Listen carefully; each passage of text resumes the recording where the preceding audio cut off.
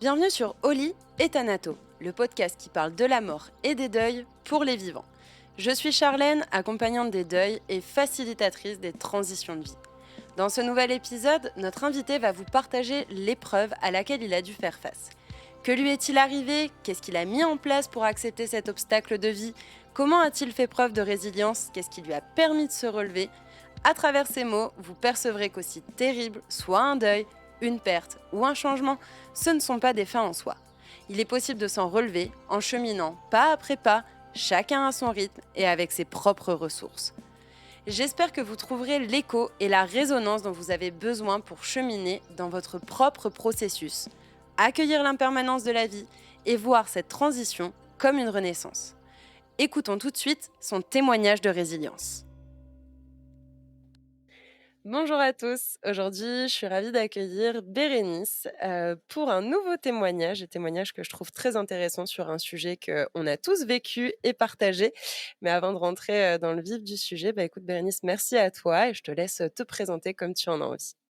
Eh ben, bonjour à tous. Du coup, je m'appelle Bérénice, j'ai 25 ans, j'habite à Lyon et je suis freelance depuis, presque 1 an et en tant que graphiste et web designer spécialisée dans l'éco-conception. Donc j'accompagne les entrepreneurs à développer leur communication en intégrant des pratiques, plus éthiques et responsables, du coup pour être en adéquation avec mes valeurs. Voilà. Tu nous as donné la finalité de l'épisode dans l'introduction, j'adore. Parce que justement, tout ça a un lien, enfin ce que tu es, la personne que tu es aujourd'hui et ce que tu fais aujourd'hui a un lien avec tout ce qu'on va échanger et j'ai dit que c'était un sujet, je pourrais même dire une situation qu'on a tous, vécue, hem sans forcément, le vouloir, mais c'est ce fameux événement, du Covid, où il y a eu un avant-après Covid. On en a énormément, parlé, depuis, que c'est arrivé en 2020, mais là, on va en parler sous un angle qui était beaucoup plus personnel et je trouve que c'est vachement intéressant parce que c'est un témoignage qui t'est personnel, mais qui peut, je pense refléter où les auditeurs et auditrices pourront se retrouver sur leurs propres questionnements. Alors dis-nous un petit peu, qu'est-ce que ça t'a fait cet avant-après Covid? Une nouvelle Bérénice. Non, mais j'ai, remis pas mal de choses en question, hein, clairement, surtout au niveau écologie et qui je suis. Parce que je pense que j'étais quelqu'un d'autre avant le Covid et le Covid a remis les choses en ordre. Tu vois, avant le Covid, je sortais pas mal, je faisais pas attention à ce que j'achetais, voilà, je vivais ma vie, tranquillement pépouze et puis du jour au lendemain, on s'est retrouvés chez nous, enfermés. C'était trop chouette, et en vrai, moi, j'ai adoré ce moment-là, pas comme tout le monde, j'ai l'impression, où, du coup, je me suis retrouvée chez moi. Je ne travaillais pas, j'étais en chômage partiel, donc vraiment, j'ai pu me retrouver avec moi-même. J'ai pu découvrir, qui j'étais, tu vois, en me reposant, en faisant ce que je voulais. C'était vraiment un moment de sérénité où j'avais la paix. Et puis au niveau écologie, du coup, je me suis rendu compte que c'était vachement mieux, avec le Covid. Je me suis rendu compte de la différence avant et pendant le Covid où, tu vois, il y avait moins de pollution, où la biodiversité, ça allait beaucoup mieux, tu vois? Les animaux avaient plus la paix, en bas de chez moi, c'est un truc tout bête, mais il y avait une petite rivière et avant, on voyait jamais les canards sortir. Et là, avec le Covid, on les voyait sortir et j'étais là: «Mais il y a vraiment un» en fait, quand l'homme se met de côté, la biodiversité reprend le dessus et en fait, la nature va vachement mieux. Et en même temps, il y a ce parallèle de on était, tous les jours, on avait des informations négatives. Clairement, tu allumais ton portable, tu allumais la télé, il y avait tout le temps que des informations, négatives et bah, du coup, ça m'a créé un peu de l'anxiété, clairement, où je m'étais là: «Mais dans quel monde on vit?» clairement, qu'est-ce qu'on est en train de faire à la nature? Qu'est-ce qu'on est en train de faire aussi pour nous? Et du coup, j'ai remis pas mal de choses en question et du coup, voilà, après ça a été tout mon cheminement, sur après le Covid, où du coup, on a repris notre quotidien après et là, j'ai commencé à me poser plein de questions sur: «Mais vraiment, mais qu'est-ce qu'on est en train de faire? Et moi, qui je suis aussi?» Ouais. Du coup, tu as parlé d'anxiété, tu l'as pas précisé de cette manière-là, mais est-ce que tu irais plutôt même en précisant et en disant que c'est de l'éco-anxiété que tu as ressenti et Ah bah, peut-être que complètement. Le Ouais. covid, le confinement, parce que c'est pas tant le covid, dans ce que tu dis, mais vraiment le confinement t'a permis de voir. Il y a toujours une différence entre la théorie et la pratique. On sait tous en théorie que, la nature, c'est pas terrible et qu'en termes écologiques, c'est pas fou. Maintenant, entre le savoir et l'expérimenter, le voir sous nos yeux, il y a encore une différence et une prise de conscience, qui est clairement différente.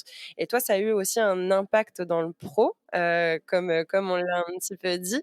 Donc cet impact dans le pro, il a eu lieu, j'imagine que les racines et le début s'est fait pendant le confinement avec, comme tu le dis, toute cette remise en question: «Dans quel monde on vit? Qui je suis?»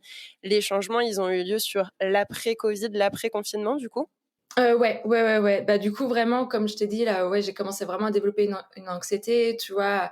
À plus me préoccuper en tout cas de la biodiversité, de l'écologie et puis, du coup, après le covid, ouais, on a repris un quotidien comme si de rien n'était et du coup, notamment le travail et là, je me suis rendu compte qu'en fait, mon travail, ça me convenait de moins en moins, que les valeurs éthiques et écologiques, mais c'était pas du tout là, tu vois?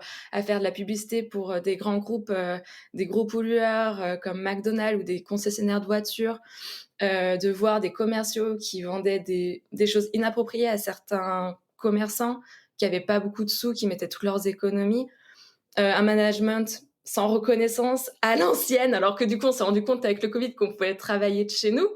Donc pas besoin de prendre la voiture en fait, donc il y a pas mal de choses comme ça, qui a commencé à travailler chez moi et heu et du coup, là je me suis dit: «Mais ça va pas du tout» et ça a amplifié mon éco-anxiété et à me préoccuper plus, de l'environnement en disant: «Mais je peux pas moi enfin, je n'arrive pas à travailler comme ça».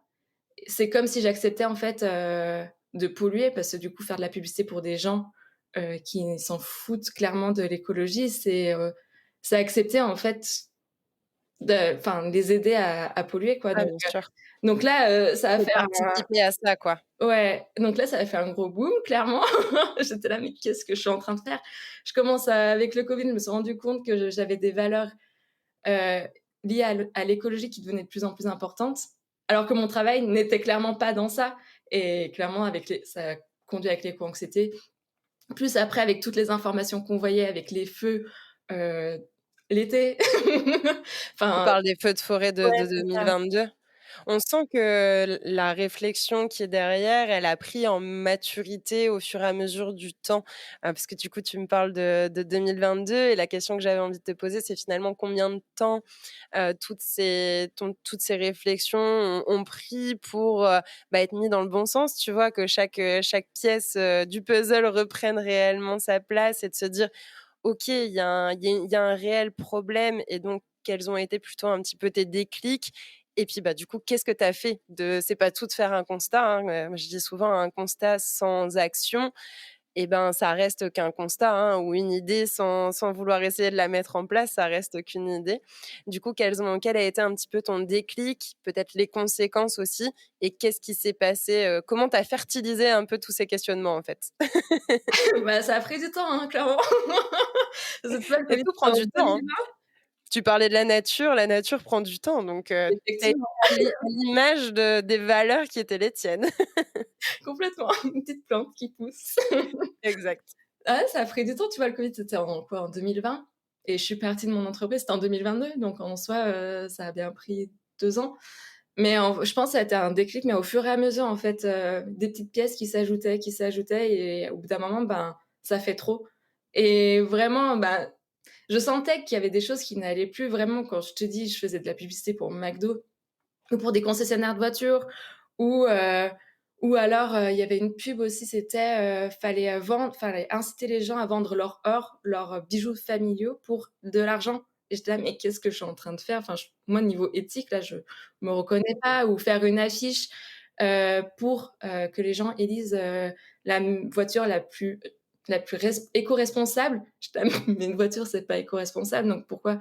Ça fait un peu greenwashing, clairement et un jour, je suis allée voir ma psy parce que du coup, avec, le confinement, je me suis dit: «Il faut que j'aille voir, ma psy justement pour parler de tout ça» parce que je sentais justement qu'il y avait des choses qui n'allaient pas, où j'étais pas du tout en adéquation. Et puis un jour, elle me dit: «Et le travail, comment ça va?»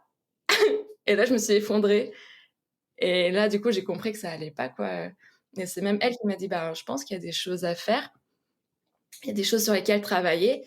Et en plus de ça, bah, ça je l'avais pas dit, mais en plus de ça, on est resté 1 an et demi en télétravail avec mon entreprise, donc je voyais même plus mes collègues. Donc quand ça allait pas, je pouvais même pas échanger avec eux, enfin ou alors par message, mais c'est pas le lien, il y a plus ce lien humain, en fait. Vraiment, j'étais toute seule chez moi, parce que mon copain, lui, était en entreprise. Donc se retrouver toute seule chez soi avec, ses problématiques, ses questionnements, sans ses collègues, à faire des choses qu'on n'aime pas, waouh, ça fait beaucoup. Donc j'ai dû demander à ma responsable de nous faire enfin, de revenir avec eux sur site 1 ou 2 jours par semaine parce que vraiment, je sentais que ça allait pas. Puis en fait, ça a pas aidé, clairement. Ouais. Ouais, en fait, tes limites étaient déjà dépassées, en Ouais. fait, et tu étais, comme sur une forme de réserve. Est-ce que, est-ce que le mot burn-out a été posé ou est-ce que c'est un mot qui résonne avec ton témoignage?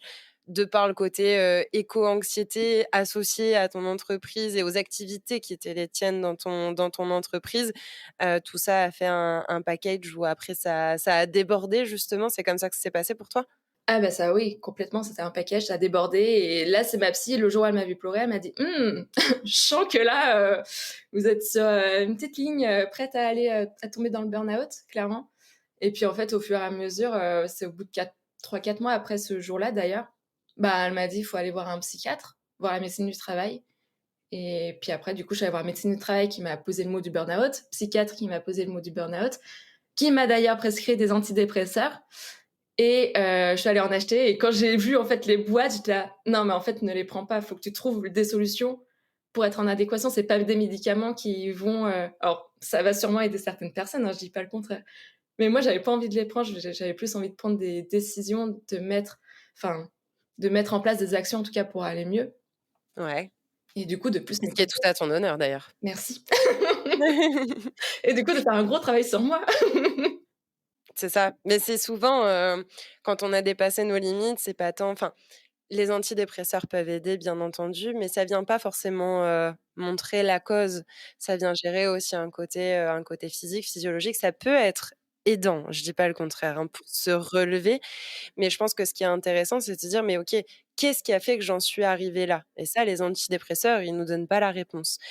Mais par contre, quand on regarde et on se dit: «OK, j'en suis arrivé là parce que j'ai dépassé telle ou telle limite, parce que j'étais pas en accord», ça me permet d'en faire un constat et de ce constat, ben, qu'est-ce que je fais derrière? De sorte à ne pas refaire ce schéma et ne pas reprendre cette boucle qui m'emmène pas vers un épanouissement et un bien-être, mais plus vers une forme de autodestruction, le mot peut être fort, mais pour certaines personnes, je pense qu'il peut aussi, résonner, quoi. C'est les zones de confort inconfortables qui, bah, voilà, on dépasse, on dépasse, on dépasse les limites jusqu'au moment où c'est, la cerise sur le gâteau, la goutte d'eau qui fait déborder le vase. Vous prenez, Complètement. l'expression qui vous plaît et qu'à un moment ça fait paf et bah, quand ça fait paf et bah, il y a plus personne, en fait.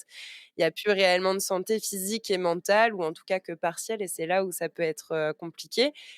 Et alors du coup, tu as posé ce mot du burn-out, tu as été chercher, ça à la pharmacie, tu t'es dit: «Non, je veux pas les prendre» et c'est quoi la suite? Parce que moi, je te vois avec un grand sourire maintenant et je te sens quand même assez, alignée et épanouie. Donc c'est quoi la suite? Qu'est-ce qui s'est passé entre 2? Oh le suspense. C'est ça. Non, bah, clairement, quand j'ai vu ces boîtes-là, d'ailleurs, qui sont toujours dans mon placard, du coup, ça a été un déclic et du coup, bah, comme je t'ai dit, enfin, faut que je qui je suis, qu'est-ce que j'ai envie de faire? Parce que clairement, c'est pas ce travail-là qui va m'aider. Enfin, clairement, j'ai compris qu'il fallait pas que je reste dans ce travail-là et en même temps, c'est dur parce que tout le monde te dit: «Oui, mais tu as un salaire fixe, tu as ton travail et cetera». Mais en fait, moi, ça me suffis enfin, c'était pas suffisant. Clairement, ça me suffisait pas, avoir de bons collègues, avoir un salaire à fin du mois, non, ça me suffisait pas et du coup, j'ai fait une demande de rupture conventionnelle qui a été acceptée. Youpi! Merci les patrons pour le coup et je suis partie, fin août. Bah, là encore, ça a été, compliqué parce que du coup, tu te retrouves seule chez toi, sans travail.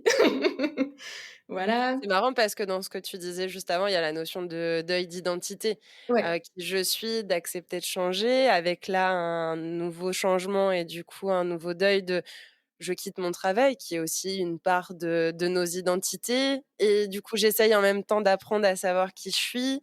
J'imagine que comme beaucoup de personnes, tu as dû avoir la projection de tes proches, bah, comme tu le disais, hein, «Bah, oui, mais tu as un CDI, un salaire à la fin du mois». Oui, mais ça me rend pas heureuse et en même temps ce que la société veut, avec des guillemets, qu'on fasse. Alors du coup, comment tu as cheminé dans tout ça pour apprendre à savoir, qui tu es? Ma psy, ma meilleure amie. J'adore. Non, mais en vrai, le deuil de l'identité, ça, c'est super intéressant parce que, ouais, du coup, c'est qui je suis, en fait, depuis tant d'années, j'ai été comme ça, mais est-ce que vraiment j'étais en adéquation avec moi? Parce que aussi, il y a l'éducation, les peurs de l'abandon, les peurs de rejet qui t'influencent clairement tout le long de ta vie et en fait, avec ce burn-out, avec, du coup, avec le confinement qui m'a fait retravailler sur moi, j'étais là: «Mais qui je suis, en fait?» Est-ce que c'est vraiment moi qui réagis comme ça ou est-ce que c'est mes peurs? Est-ce que, c'est la société aussi, tu vois? Bah, avoir un CDI, ben, c'est ce qu'on dit à tout le monde, enfin, faut avoir un CDI, il faut avoir un emploi et si tu rentres pas dans ces cases-là, bah, tu es un peu, le petit poussin, rejeté. Ouais, ouais, bien sûr. Ouais, donc il y a une quête de sens, en Ah fait, mais quand même, derrière complètement. tout ça. Une quête de sens, une quête d'identité, de qui est-ce que j'ai envie d'être. Tu vas me dire si ça résonne en toi. Quitte à perdre certaines choses, Ouais, quitte à perdre peut-être certaines relations aussi, oui. parce que, ben, tout choix a des conséquences, conséquences positives et négatives qui sont pas les mêmes, pour 2 choix, et quand on fixe ses limites et qu'on décide de s'affranchir de choses qui vibrent pas pour nous, même si c'est ce que la société, nous dit ou qu'on entend, certains stéréotypes, préjugés, l'exemple du CDI, ben, potentiellement, il y a des personnes pour qui ça vibrera pas et des relations qui pourront soit se clôturer, se terminer ou alors se distancer, on va dire. C'est une question une question, une réflexion que tu t'es fait pendant ce cheminement? Ouh là, bah, j'en ai fait du tri, hein, dans mes proches. Il y a beaucoup de moins de monde aujourd'hui.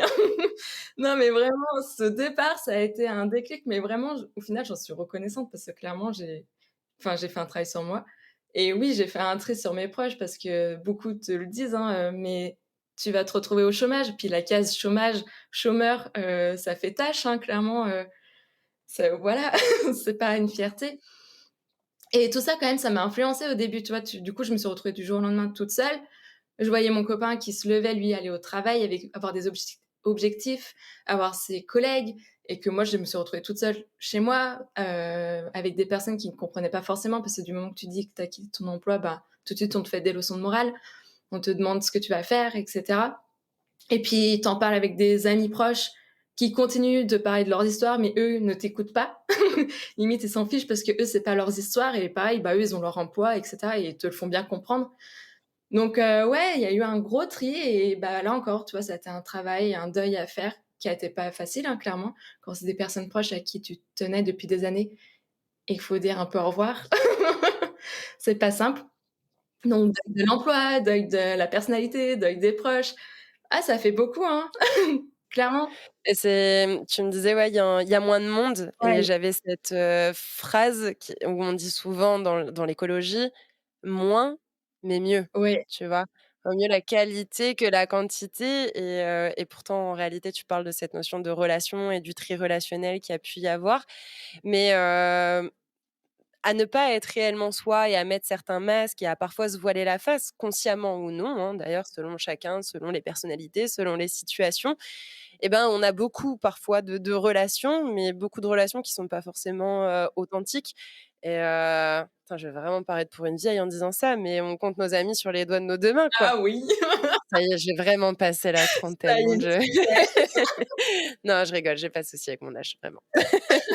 Ah non, Il mais faut un peu vraiment. d'humour sur ce podcast quand même, surtout quand on parle de sujets qui sont pas fun, et dont les gens n'ont pas envie d'entendre parler. Je crois que c'est aussi mon truc de 2024, mettre d'autant plus de légèreté sur ces sujets parce que dans tous les cas, ils font partie de la vie, et ça le montre bien. C'est que, ben, finalement, ça part quand même du covid. On est aujourd'hui en 2024, quasiment 4 ans après, et tu parles de tout ce cheminement et tu en parles avec le sourire, et c'est ce que je trouve beau, en fait. C'est que oui, il y a des moments qui sont, inconfortable, comme tu le dis, se retrouver, bah, ouais, avec ce côté, chômage où, je change de statut et c'est pas un truc, que je suis fière de dire, qu'en même temps, ben, j'ai des peurs Mmh, parce que même si tu avais envie de le quitter, ce CDI, parce qu'il vibrait pas sur plein de choses, bah, qu'est-ce que je vais faire demain, en fait? ouais. Et cette sécurité, financière, matérielle dont on a tous, besoin d'une manière, ou d'une autre, et bah, c'est beaucoup, beaucoup de deuil et de questionnements qui prennent du temps.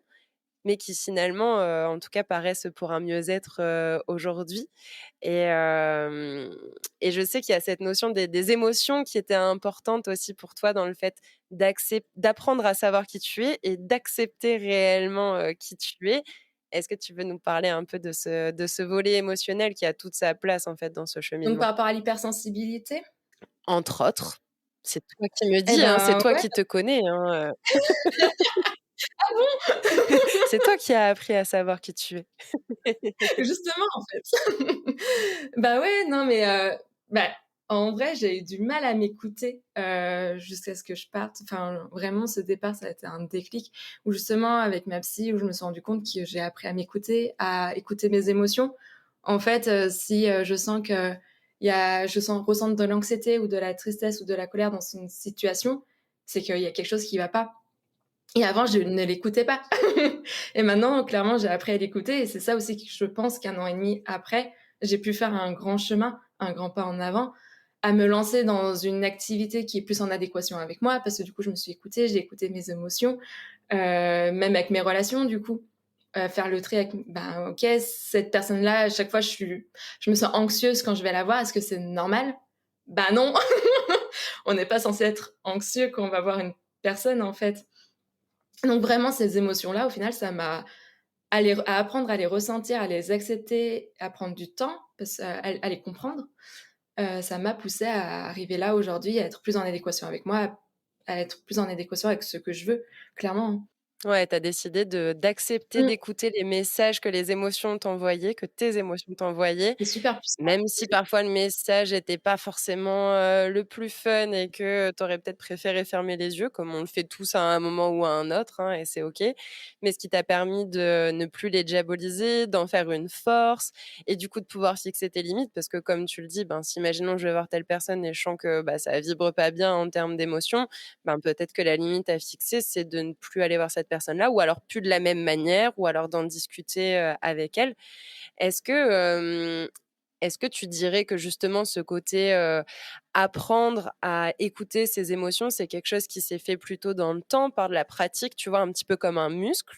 Ou est-ce que tu as eu des outils, des choses qui toi t'ont aidé personnellement, un livre, ta psy peut-être, ou des outils, des ressources qui t'ont aidé à dire: «OK, je chemine sur ce chemin de l'acceptation des émotions»? Ouh là, un peu de tout, hein. Bah, déjà, en fait, avec le burn-out, du coup, j'ai appris qu'il fallait que clairement j'apprenne à m'écouter, hein, clairement parce que quand tu es au bout de ta vie, clairement, bah, tu te dis: «Il faut que j'apprenne à m'écouter» parce que tu peux pas rester 10 ans comme ça. Du coup, j'ai commencé à en parler avec ma psy, qui m'a pas mal aidée. Puis j'ai lu plein de livres. J'en ai bien une dizaine derrière moi sur le développement personnel et encore aujourd'hui, j'en lis beaucoup parce que je trouve que ça aide vachement. Tu vois, sur le lâcher prise, l'acceptation, apprendre à dire non, apprendre à gérer ses émotions, à les comprendre. Enfin, clairement, il y a tout ça et ça aide, de pas rester seul en tout cas, ne jamais rester seul. Ouais. Du coup, le fait de trouver, des personnes ou des outils, des ressources qui mettaient les mots sur ce que tu ressentais, t'aider à mettre les mots toi-même sur ce que tu ressentais et à pouvoir, les dépasser, en faire une force et cheminer avec ça? Ouais, complètement. Puis aussi en parler autour de soi avec des personnes qui vivent les mêmes choses. Enfin, j'ai notamment 2 anciennes collègues à qui on se recommandait nos livres de développement personnel et clairement, ça fait du bien Ouais. d'en parler entre nous parce que déjà, tu te sens moins seul. Puis tu as d'autres astuces en fait de d'autres personnes, comment elles le ressentent, comment elles le vivent et clairement, ça aide pas mal, hein. Et cette question de la solitude et de l'isolement et des émotions qui peuvent aller avec, c'est autant valable, alors déjà de manière globale dans la vie, certes, par rapport au burn-out comme tu en parlais et aussi par rapport à la question de l'éco-anxiété, parce que, bah, parfois c'est des sujets qu'on a envie, qu'on aimerait aborder avec certaines personnes et où il y a pas d'écho, où on se sent désaligné. Tu parlais un peu du côté, tri relationnel par rapport au après ton burn-out. Est-ce qu'il y a eu un impact de ces, questions écologiques qui sont importantes pour toi? Ça a eu un impact dans ce tri relationnel? Ah complètement.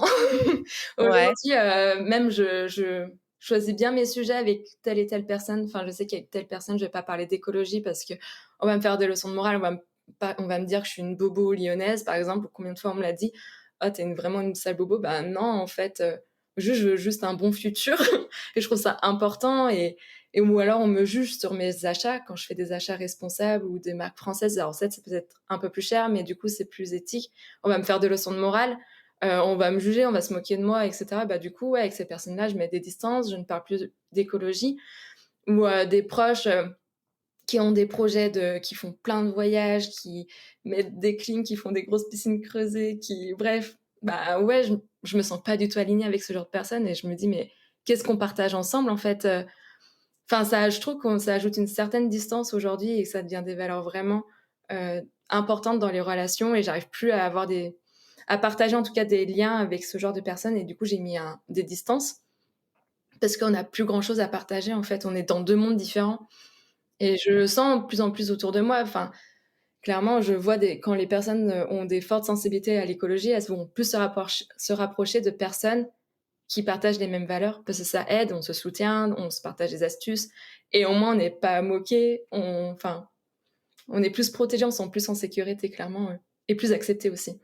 Oui et puis en plus, il y a une notion d'impuissance dont j'ai déjà parlé dans ce podcast par rapport au deuil, mais dont on peut parler aussi encore plus par rapport à l'écologie et donc à l'éco, anxiété. Est-ce que c'est quelque chose que tu ressens, ou que vous ressentez avec, les personnes avec qui tu partages un petit peu ces sujets, cette notion d'impuissance? Ça ne veut pas dire qu'on ne peut pas faire des choses et qu'on n'a pas de pouvoir. On peut avoir du pouvoir, mais malgré tout se sentir impuissant en disant: «Mais ce n'est qu'une, comment on dit? Une goutte d'eau dans l'océan». Ah Ouais, c'est l'épisode des expressions.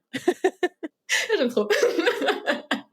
Ah mais complètement impuissant, et pourtant avec mon activité, je suis toujours là à dire: «Mais non, mais on peut tous faire quelque chose à notre échelle» et en même temps, quand tu vois, certaines décisions du gouvernement ou des autres pays, mais tu es là: «Mais qu'est-ce que» enfin, c'est pas moi avec ma petite communication qui va changer le monde, en fait. Alors qu'en fait, si, on doit tous s'adapter dans toutes nos activités, dans tout notre quotidien. Si on change tous nos habitudes, bah, on peut avoir un certain impact quand même sur des grosses entreprises ou sur le gouvernement, enfin, on peut avoir quand même des sacrés impacts et en même temps, quand tu vois certaines décisions où tu vois les feux de forêt et cetera, tu es là: «Mais en fait, est-ce qu'un jour ça va changer?» parce que c'est pas moi avec mon tri ou autre qui va changer le monde au final. C'est pas moi qui va empêcher ça. Donc ouais, il y a c'est un balance, c'est une balance en vrai. Ouais, c'est la notion d'interdépendance, en fait, dans ce que tu viens de dire. C'est que, ben, oui, mon action, si petite soit-elle, si petite goutte dans l'océan ou si petit grain de sable, dans le sable de la plage, ben, il en faut autant pour pouvoir constituer l'océan ou la plage et en même temps, parfois, quand je regarde ma petite action, je me dis: «Mais ça en fait, ça sert à rien, quoi». Mmh. Comme tu dis, avec mon tri ou pas, ça va pas m'aider à grand-chose. Est-ce que tu mets, cette notion de deuil derrière ce côté par rapport à l'écologie, notamment, ou pas forcément? Non, non, pas forcément. Non, il y a pas de deuil, je pense derrière l'écologie parce qu'on peut tous faire quelque chose au final. Et que plus faut pas faire de deuil, si on commence à faire un deuil sur l'écologie, ça veut dire qu'on fait plus d'efforts. Enfin, moi, je le vois comme ça. Si je Ah, mets c'est comme ça que tu le verrais? Ouais, si je mets le mot deuil, en tout cas sur l'écologie, c'est qu'il y a plus d'efforts, il y a plus rien à faire, en fait, c'est déjà foutu. Enfin, c'est comme ça que moi je le OK, perçois. Donc j'ai pas c'est envie de mettre ce intéressant. mot deuil, sur l'écologie, non, plus de l'espoir, Moi, c'était plus, plus, dans le sens, c'est comme ça, ben, les 2, enfin, chacun trouvera sa manière de raisonner complètement. avec moi ou avec une toute autre pensée aussi. Le deuil d'un monde d'avant, tu vois? Ah oui, C'est-à-dire que complètement. Ah oui. si je prends le côté consommation et cetera, tu parles des marques éthiques, Mmh. bah, finalement, c'est faire le deuil d'un t-shirt à 5 € que j'aime bien, qui est beau, le design est exactement ce que je veux, mais ben, c'est faire le deuil de certaines attentes, d'un monde d'avant qui est encore là, mais n'a peut-être plus forcément lieu d'être Ouais. selon qu'on décide de construire aussi pour un certain futur, et du coup, c'est le deuil aussi de certaines attentes. Tu parlais l'exemple de la piscine ou de la clim. Disons-le, en période de canicule, la clim, c'est quand même plutôt agréable, on va pas se cacher.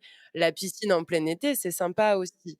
Néanmoins, est-ce que c'est réellement en accord avec ce qu'on a envie de construire demain? Et donc là, on peut questionner un peu la notion d'utilité derrière. C'est dans ce Mmh. sens-là que je pose moi le mot deuil. Après, ça a le droit de pas résonner. Ouais, dans ce sens-là, je comprends totalement et effectivement, il y a un deuil à faire sur, notre société d'avant, en fait, sur, même actuelle, il y a encore du chemin à faire. Il y a des changements à faire et il faut l'accepter et il faut faire le deuil de certaines volontés, même sur les voyages. En fait, souvent on me juge parce Carrément. que je ne prends pas l'avion, je ne fais pas de voyage. Ben, oui, bah, j'ai fait le deuil de pas voyager. OK, il y a pas j'ai accepté le fait que je voulais pas voyager, mais en même temps, je me sens plus en adéquation avec moi. Donc c'est un deuil quand même difficile sans être difficile. Mais je pense que pour Je beaucoup vois. de personnes, oui, il y a un deuil à faire sur leur consommation, sur les choix à faire. Ouais et puis c'est tout un cheminement aussi parce qu'il peut y avoir une certaine, frustration de se dire si je reprends l'exemple de l'avion, OK, j'ai conscience que, le côté, énergie, consommation, franchement, c'est vraiment pas ouf pour la planète, mais j'ai trop envie d'aller à l'autre bout du monde et du coup, ça me frustre et si ça me frustre, je suis pas bien. Alors là, c'est peut-être un exemple qui est un petit peu plus gros, mais en fait, la question derrière, c'est un peu celle de la culpabilité slash le fait de pouvoir aussi se déculpabiliser. Je sais qu'on en parle quand même pas mal dans l'écologie en disant le but c'est pas d'avoir, quelque chose qui est vachement strict, mais quelque chose sur lequel on est OK et où chaque petite action est déjà aussi, importante. Est-ce que c'est quelque chose que tu as ou sur lequel, avec ta pratique, toi perso, où tu aurais des tips ou des réflexions à partager? Pour moi, même à mes clientes, je le dis, parce qu'elles me disent: «Oui, je fais pas grand-chose». Je lui fais: «Oui, mais» et elles me disent, enfin, je me culpabilise des fois d'acheter ça parce que du coup, j'ai pas le choix et je lui dis: «Mais» et j'aime bien dire: «Oui, mais l'écologie, c'est aussi trouver les meilleures alternatives qui sont en adéquation avec soi». Ça sert à rien de se forcer à faire quelque chose, de culpabiliser ou enfin, non, faut trouver des alternatives plus responsables, mais qui sont en adéquation avec soi.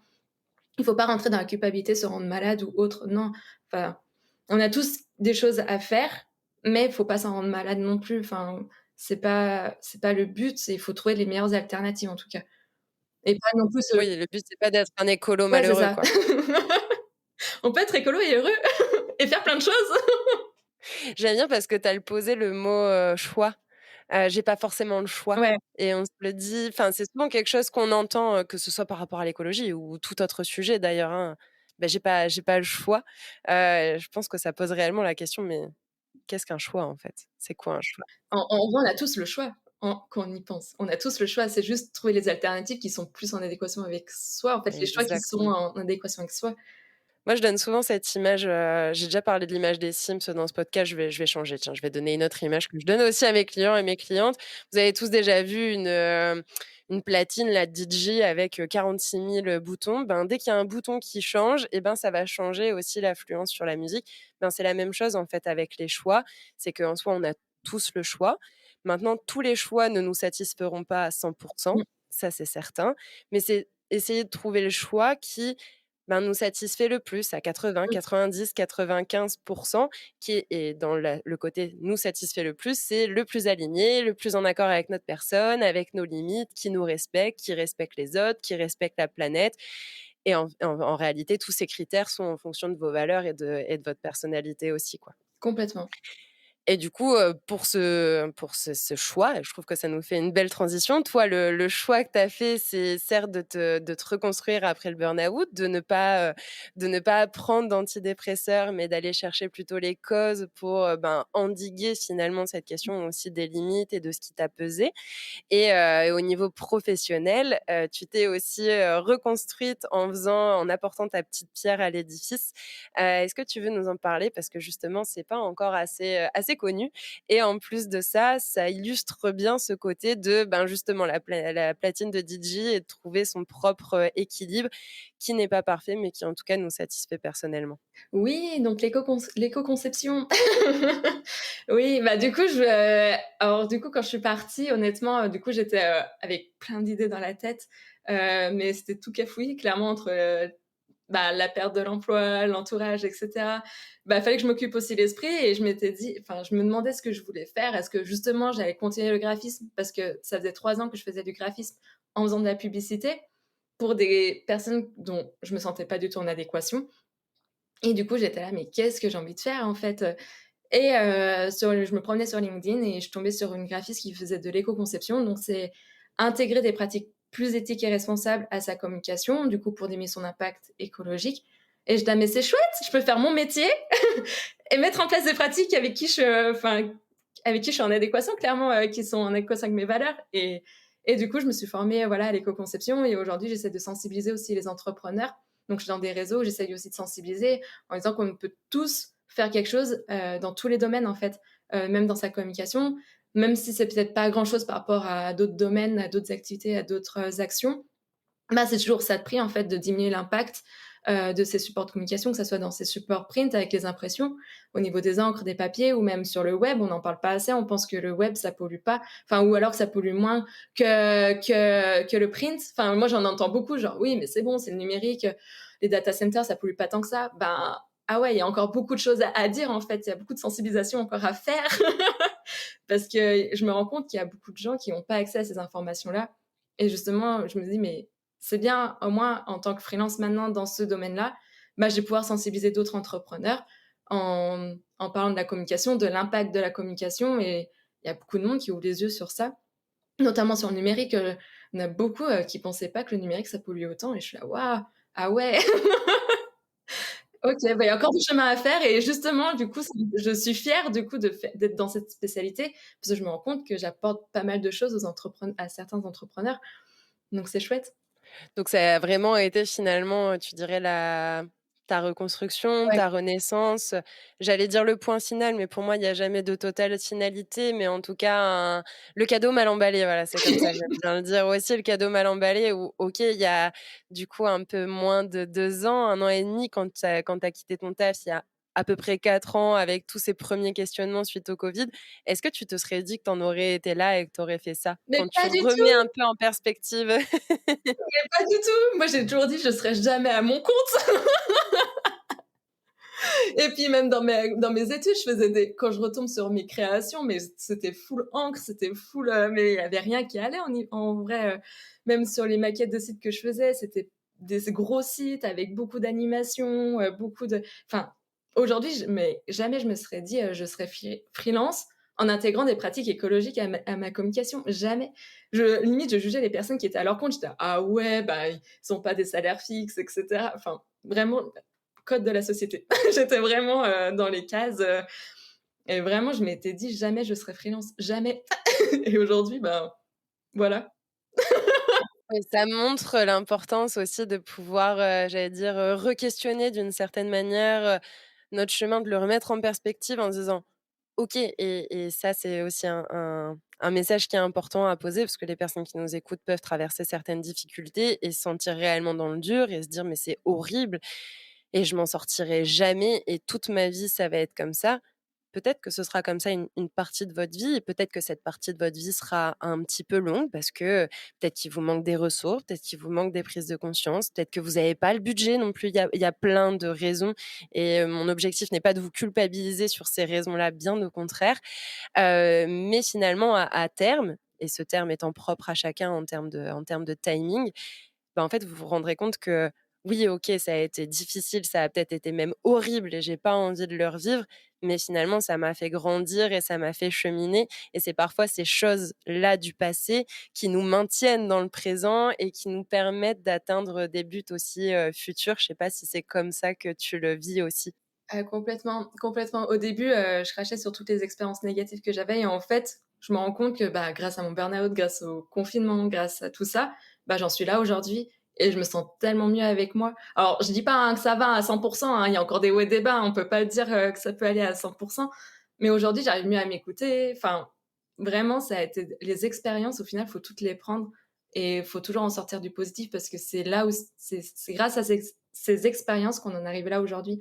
Carrément et ben du coup, je pense que ça peut faire un joli mot de la fin. Tu disais, des hauts et des bas et oui, il y a encore des hauts et des bas. C'est pas parce que vous avez dépassé, des difficultés passées que ça y est, toute votre vie, le bonheur sera là, intégral, et exactement avec la même saveur à chaque minute, chaque jour, chaque mois, chaque année. Hem Quand tu retrouves, ces sentiments peut-être de bas pendant quelques minutes, quelques jours, quelques heures, quelques semaines, qu'est-ce que tu te dis? Qu'est-ce qui t'aide peut-être dans ces moments-là? Ou quel serait un petit peu le côté aussi, ben, déculpabilisant, ou même tout court ce que tu as envie en fait d'apporter comme ressource aux auditeurs et auditrices qui nous écoutent? Bah, c'est ma psy qui me le dit tout le temps: «Tout passe». Faut toujours se dire que tout passe et il faut toujours, repenser au positif, genre à ces expériences qu'on a vécues, par exemple, il y a 3 semaines. Bah, s'il y a 3 semaines, on a réussi à faire ça, bah, ça veut dire qu'on peut réussir à faire ça, qu'on peut revivre ça. Donc faut dire, ouais, faut se dire que tout passe, c'est ce que je me dis. Alors je dis ça, mais des fois je suis au fond de mon lit, je suis là: «Ouais, tout passe, tout passe». Mais une semaine après, tout va bien et je rééchange avec des entrepreneurs qui me font des compliments, avec qui on échange, je passe des bons moments et là, du coup, ça m'aide à remonter. Toi, de rééchanger aussi avec d'autres personnes, bah, ça aide aussi. Non, ce que tu viens de dire, c'est le principe même de l'impermanence. C'est qu'en réalité, rien ne dure totalement et tout est éphémère, nos vies aussi, hein, et je ne fais que rappeler ce principe même de la finitude sur ce podcast, mais c'est valable pour chaque situation, c'est valable aussi pour des sentiments. Ça ne veut pas dire que ça va partir en une minute ou en une journée ou en une semaine. Parfois, c'est plus long que ça, mais il y a ce côté où tout passe.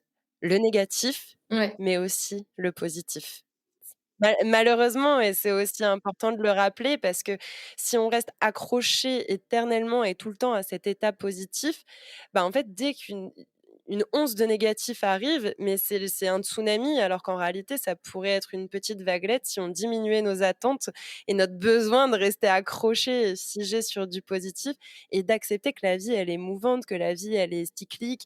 Enfin, ouais, on le voit tu parlais de la nature et avec le côté écologie, enfin, n'est-ce pas le plus beau des enseignants, en fait, de cette nature, de voir que, bah, oui, tout bouge, tout est cyclique, tout est en perpétuel changement et que nous-mêmes, on est en perpétuel changement.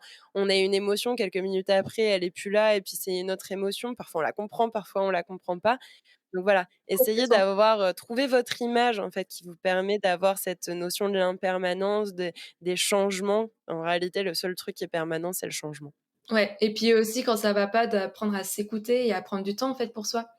De pas se forcer à faire des choses, en fait, qu'on n'a pas forcément envie parce qu'on se dit: «Faut que je fasse ça pour, ça et ci pour aller mieux», alors que, bah, en fait, toi, qu'est-ce que tu as envie? Qu'est-ce que tu as envie de Ouais, faire? Parce que moi, les jours où ça va pas, accepter de en fait, quand j'ai pas ralentir. envie de travailler, j'ai juste envie de me poser sur mon canapé et voilà quoi, regarder une bonne série et être avec mon chat et puis voilà, basta et c'est Carrément. OK. Accepter de ralentir, en fait, le moins mais mieux, les notions d'impermanence, d'interdépendance aussi, voilà, chaque petite action et chaque petite graine, compte. Complètement. Merci Bérénice pour ce bel Merci à épisode. toi. Est-ce qu'il y a quelque chose qui manque, quelque chose que tu avais envie de rajouter, une ressource que tu as envie de partager, quelque chose, un mot à dire? Non, pas forcément. Franchement, c'était bien sympa ce petit échange. Ça fait du bien, en fait, de parler, d'enlever certains Carrément, tabous c'est ça. de C'est le son but même de ce podcast. Non, bah, merci à toi. Eh ben, écoute, un grand merci, puis, bah, je te dis à très vite. À très vite. Un grand merci pour votre écoute, votre attention et votre fidélité sur ce podcast. J'espère que ce dernier épisode vous a inspiré et vous permettra d'envisager votre reconstruction. Si vous ressentez le besoin d'être soutenu et accompagné dans votre processus de deuil, nous pouvons en discuter directement lors d'une séance découverte gratuite. Les liens sont en description. Ensemble, changeons notre façon de voir la mort et pour cela, je vous donne rendez-vous ici même dès lundi prochain.